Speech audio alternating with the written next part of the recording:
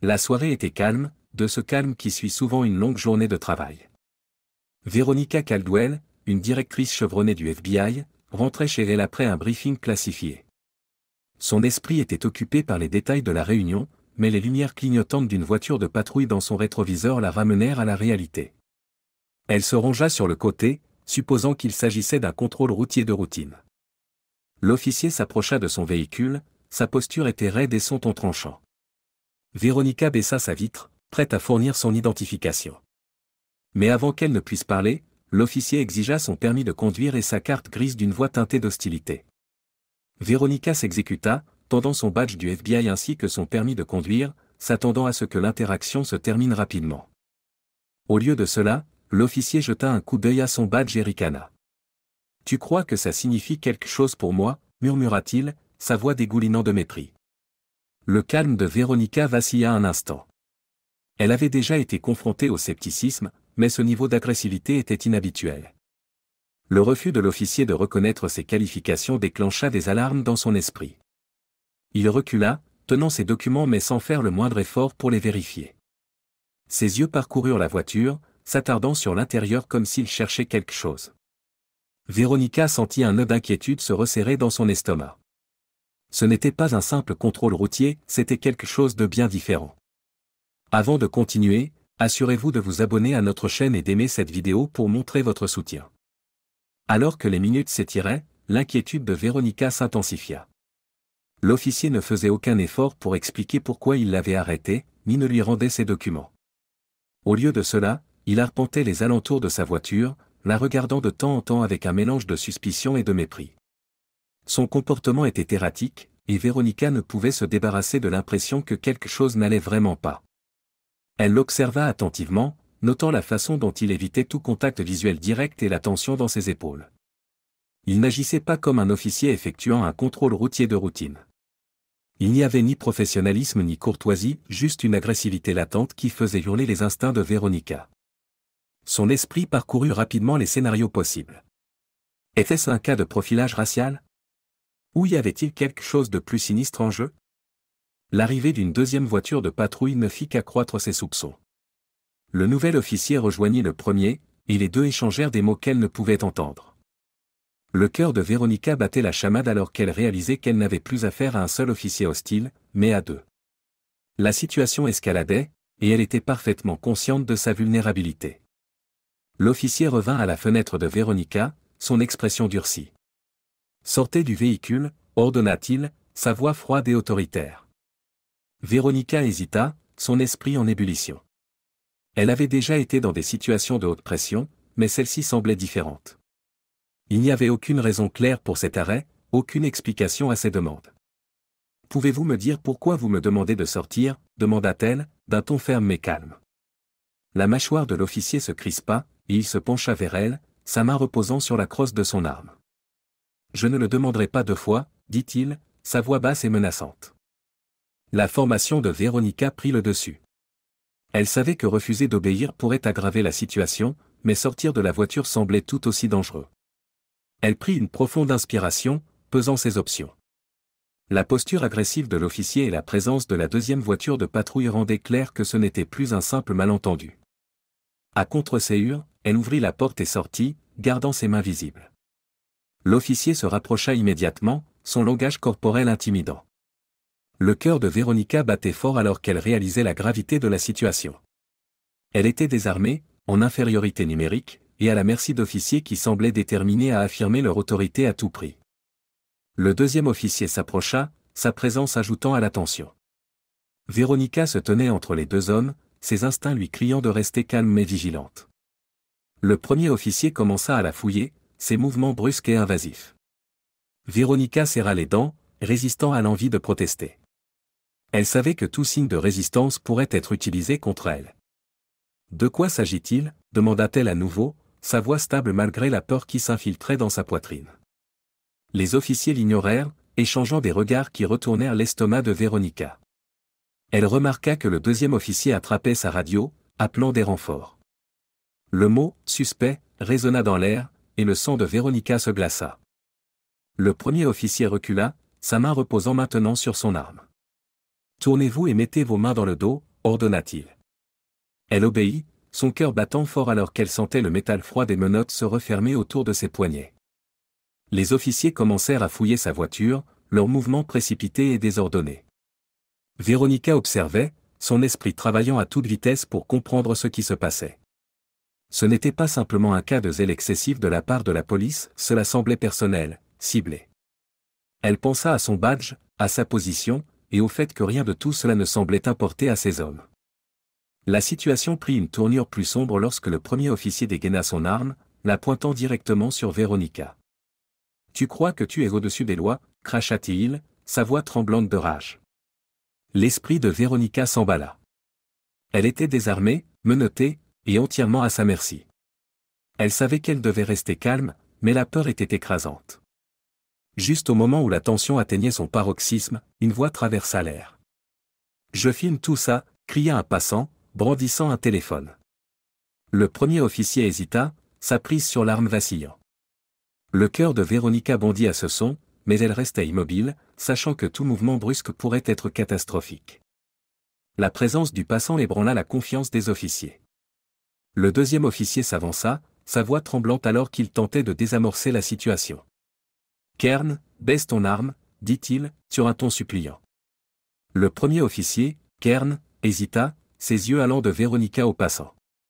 Pendant un instant, le temps sembla s'arrêter. La vie de Véronica tenait à un fil, son destin reposant sur les décisions d'hommes qui avaient déjà montré leur volonté d'abuser de leur pouvoir. La voix du passant traversa la tension comme un couteau. « Je filme tout ça » cria-t-il à nouveau, sa voix ferme et inébranlable. Les yeux de Véronica se tournèrent vers la source du son, un homme se tenant à une distance sûre, son téléphone levé et braqué sur la scène. Kern, l'officier tenant l'arme, hésita. Sa prise sur l'arme se relâcha légèrement, mais il ne la baissa pas. Ses yeux allaient de Véronica au passant, son visage mêlant colère et panique. Le deuxième officier, visiblement mal à l'aise, fit un pas en arrière, ses mains légèrement levées comme pour se distancier de la situation. Véronica resta immobile, son cœur battant fort dans sa poitrine. Elle savait que la présence du passant était une bouée de sauvetage, mais elle savait aussi que Kern était imprévisible. L'homme avec le téléphone tint bon, sa voix stable alors qu'il continuait à narrer ce qui se passait. « Vous pointez une arme sur une femme menottée, dit-il, sur un ton accusateur. Ça va finir aux infos si vous ne reculez pas. » Le visage de Kern rougit de colère, mais il sembla réaliser la gravité de la situation. Le deuxième officier s'avança, sa voix basse alors qu'il tentait de raisonner son partenaire. « Kern, baisse ton arme » insista-t-il. « Ça n'en vaut pas la peine. » Pendant un instant, il sembla que Kern allait obéir. Mais ensuite, sa mâchoire se crispa, et il fixa Véronica. « Elle résiste » murmura-t-il, bien que cette affirmation fût infondée. Véronica retint son souffle, sachant que les prochaines secondes pourraient tout décider. Le son des sirènes perça l'air, devenant plus fort à chaque seconde qui passait.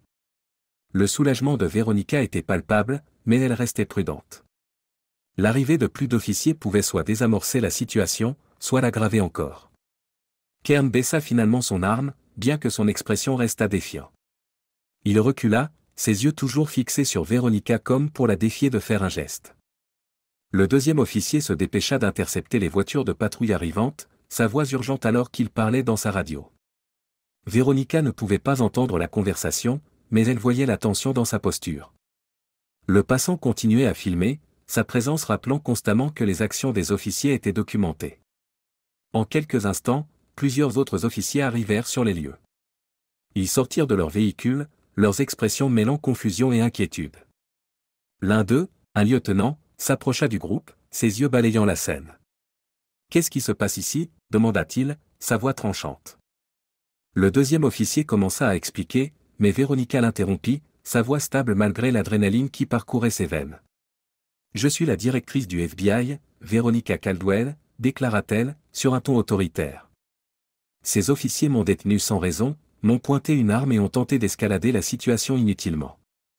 J'exige leur arrestation immédiate. » Les yeux du lieutenant s'écarquillèrent en la reconnaissant. Il se tourna vers Kern et le deuxième officier, son expression se durcissant. « Est-ce vrai » demanda-t-il, sa voix froide. Kern ouvrit la bouche pour protester, mais le lieutenant le coupa. « Épargne-moi ça » aboya-t-il. Il se tourna vers les autres officiers et désigna Kern et son partenaire. Menottez-les. La scène changea radicalement alors que les officiers arrivés en renfort se mirent à arrêter leurs collègues. Le visage de Kern rougit de colère et d'humiliation alors qu'il était forcé à genoux et menotté. Le deuxième officier n'opposa aucune résistance, la tête baissée de honte. Véronica observa le lieutenant s'approcher d'elle, son attitude respectueuse mais prudente. « Directrice Caldwell, ça va ?» demanda-t-il, avec une pointe d'inquiétude dans la voix. « Je vais bien », répondit Véronica, bien que ses mains soient encore menottées dans son dos. Le lieutenant fit rapidement signe à l'un des officiers de retirer les menottes. Lorsque les menottes tombèrent, Véronica se frotta les poignets, son esprit déjà en train de penser aux prochaines étapes. Le lieutenant se tourna vers le passant, qui filmait toujours. « Monsieur, nous aurons besoin de votre déclaration, » dit-il, sur un ton poli mais ferme. L'homme hocha la tête, baissant son téléphone mais le gardant en main. « Je coopérerai, » dit-il, « mais cette vidéo sera rendue publique.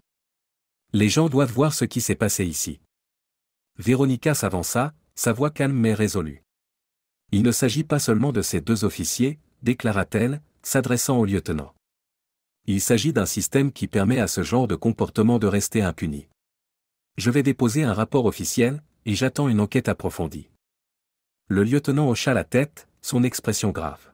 « Compris, directrice. Nous allons gérer cela selon les règles. » Alors que Kern et son partenaire étaient emmenés menottés, Véronica ressentit un mélange de soulagement et de détermination. Ce n'était pas terminé, loin de là.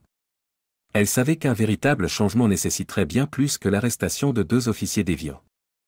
Pour l'instant, cependant, elle s'accorda un moment de satisfaction tranquille. La justice avait été rendue, du moins en partie, et elle avait survécu à une situation qui aurait pu se terminer très différemment. Mais en regardant les voitures de patrouille s'éloigner, elle savait que son combat était loin d'être terminé. Les heures qui suivirent furent un flot de paperasse, de déclarations et d'appels téléphoniques.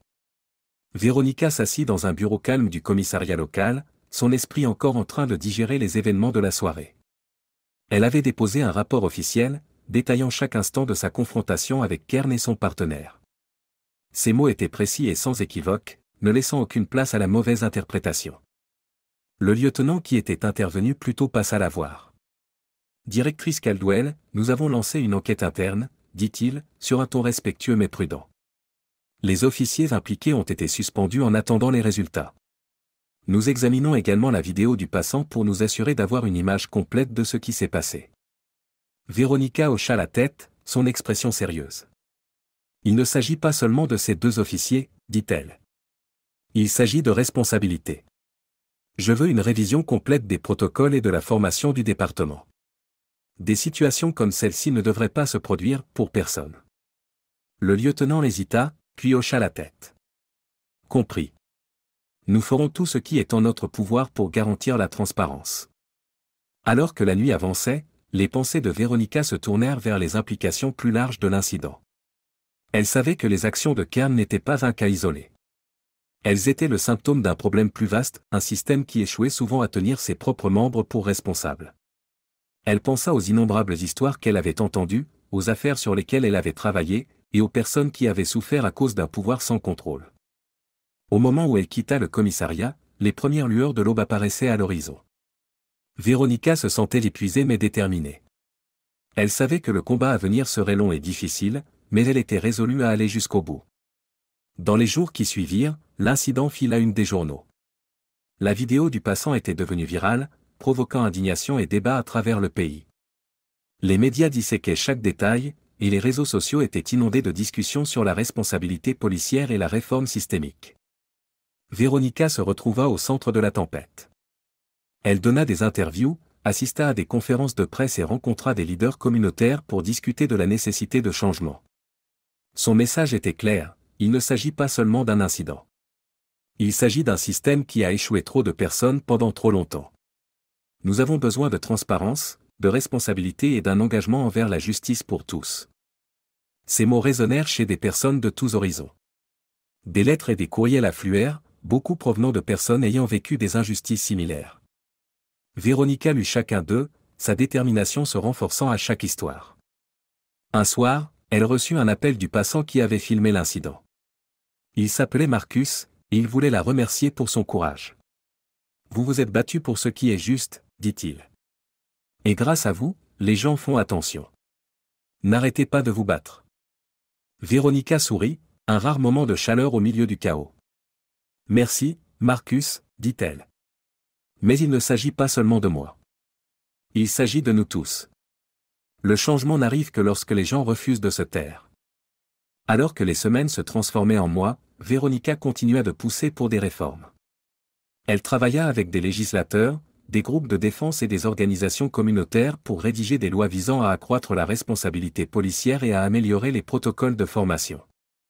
Le chemin était long, et les progrès lents, mais Véronica refusa de reculer.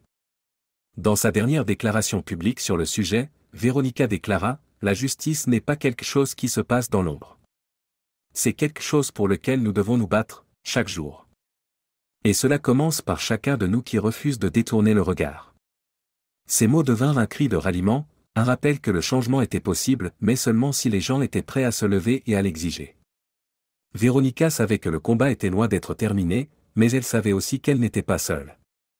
Et cela, plus que tout, lui donna la force de continuer. N'oubliez pas de vous abonner à notre chaîne et d'aimer cette vidéo pour montrer votre soutien.